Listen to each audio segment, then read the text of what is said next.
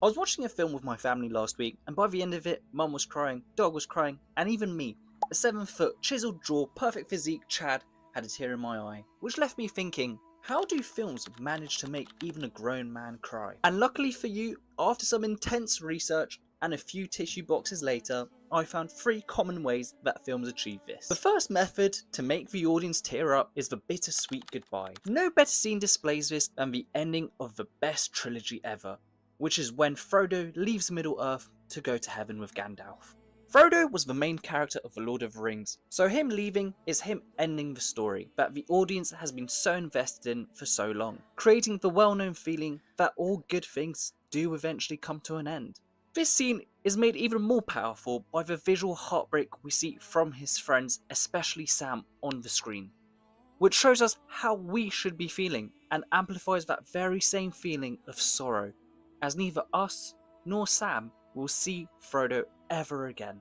This is very relatable, as everyone at some point has to say goodbye to something or someone that they care about, which makes it very easy to be empathetic in this situation, resulting in the audience shedding a few tears. The second method is probably the most popular one used in films, and it's shown perfectly here. I don't feel so good. You're alright. I don't know what's happening. I don't know. I don't want to go. I don't want to go, sir. Please. Please, I don't want to go. I don't want to go. I swear. This was the first and only time I saw a bunch of grown men cry simultaneously in the cinema, and I still remember it so vividly because it was such a shock to me. This scene shows the simple theme of loss or death. The scene works so well for a few reasons. Firstly is the sheer contrast of what is actually happening to whom it's happening to. Peter is just a naive, innocent child who has done nothing wrong in this world. He's one of the crowd favourites, and yet what he is experiencing is so goddamn awful.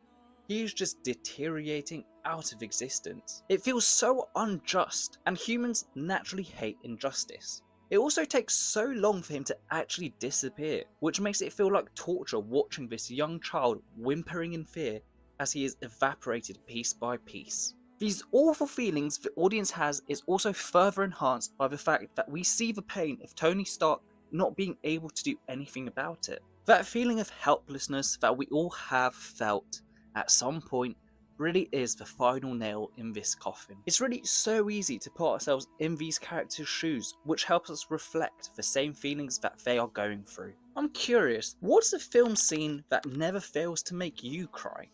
Let me know in the comments, and if you are enjoying this video, do give it a like.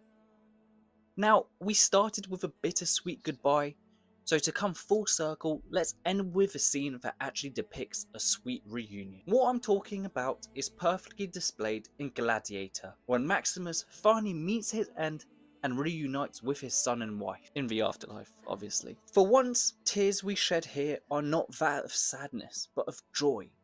This reunion works so well at making us feel things because this whole film has been focused on themes that we really associate with, that being honour, sacrifice and duty. So it fills us with joy when Maximus not only sacrifices himself for the greater good of his country, but he also gets rewarded for his actions and finally gets to see his family again to get that peace that he's been striving for the entire film.